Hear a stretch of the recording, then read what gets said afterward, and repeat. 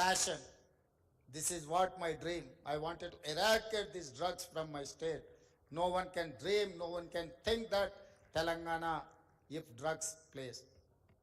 And moreover, youth development. It is nothing but skill development.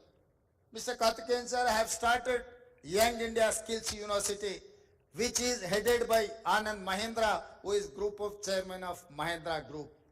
So it is nothing to do with government. Government is going to facilitate everything, but the management is industry-driven management. Mr. Anand Mahindra is our chairman.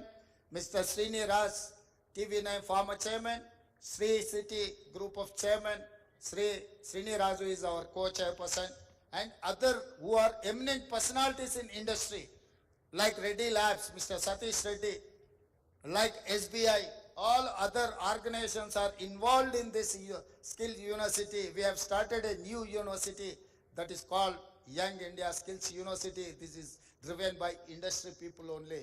We wanted to give some skill development to our youth to eradicate the unemployment problem and all these drugs. ఈ రోజు తెలంగాణ రాష్ట్రం ఏ ఎన్నికల ప్రణాళిక తెలంగాణ రాష్ట్ర అభివృద్ధి కోసం తీసుకున్నామో బ్రహ్మకుమారిస్ తీసుకున్న ఎజెండా కూడా సరిగ్గా అదే విధంగా ఉన్నది. నేను చాలా సంతోషంగా నేను ఈ వేదిక మీద నుంచి మీతో పంచుకోదలుచుకున్నాను. తెలంగాణ రాష్ట్ర ప్రభుత్వం స్పష్టంగా చెప్పింది, తెలంగాణ రాష్ట్రంలో గంజాయి డ్రగ్స్ గురించి ఎవరైనా ఆలోచన చేయాలన్నా, నిద్రలో ఆలోచన చేయాలన్నా భయపడాల్సిన పరిస్థితులు కల్పిస్తాము అని చెప్పినాం. అందుకే Telangana anti narcotics bureau DGP cadre ఆఫీస్తోని వందలాది మంది అధికారులను కేటాయించి ఒక ప్రత్యేకమైన ఆర్గనైజేషన్ మొదలుపెట్టి ఈరోజు తెలంగాణ రాష్ట్రం మూలన ఈ గంజాయి మూలాలను, డ్రగ్స్ మూలాలను ఏరివేసే కార్యక్రమాన్ని తీసుకున్నాం. నాకు చాలా సంతోషం కలిగింది. ఈ కార్యక్రమంలో బ్రహ్మకుమారిస్ కూడా ఈ డ్రగ్స్కు వ్యతిరేకంగా కార్యక్రమం తీసుకోవడం అంటే తెలంగాణ రాష్ట్రానికి మంచి రోజులు వచ్చినాయని చెప్పి నేను ఈ సందర్భంగా చెప్పదలుచుకున్నాను.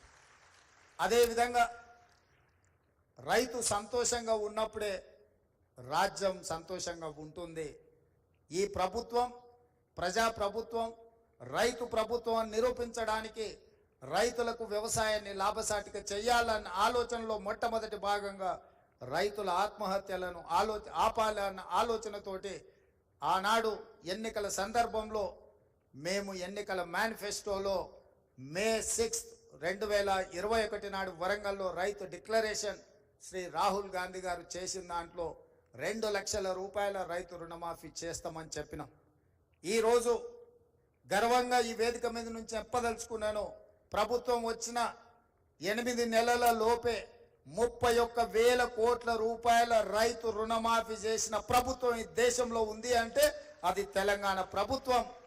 తెలంగాణ ప్రభుత్వం చిత్తశుద్ధితోని రైతులకు వ్యవసాయాన్ని లాభసాటిగా చేయడమే కాకుండా రైతుల యొక్క ఆత్మహత్యలను ఆపాలన్న ఆలోచనతోటి ఈరోజు మా ప్రభుత్వం ముందుకు వెళ్తుంది. ఈరోజు బ్రహ్మకుమారిస్ కూడా రైతుల యొక్క ఆత్మహత్యలు ఆపాలన్న ఆలోచన కార్యాచరణ తీసుకోవడం మా ప్రభుత్వానికి సంతోషం కలిగించింది అని చెప్పి నేను ఈ సందర్భంగా తెలియజేస్తున్నా. అదేవిధంగా యువతకు నైపుణ్యాన్ని నేర్పాలన్న ఆలోచనతో ఈరోజు యంగ్ ఇండియా స్కిల్ యూనివర్సిటీని తెలంగాణ రాష్ట్ర ప్రభుత్వం ప్రారంభించింది.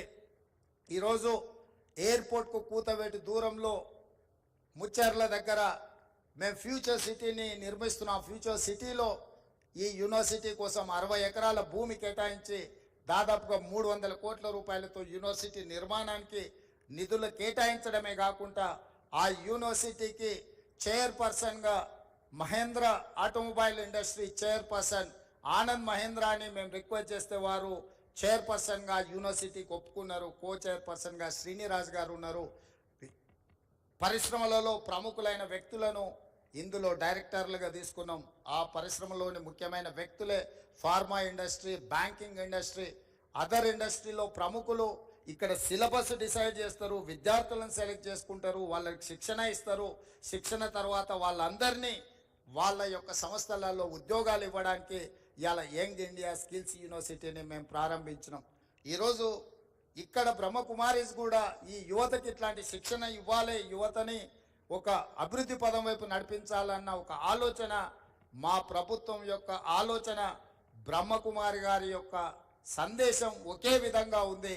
ఈరోజు తెలంగాణ ప్రభుత్వం యొక్క ఎజెండాకు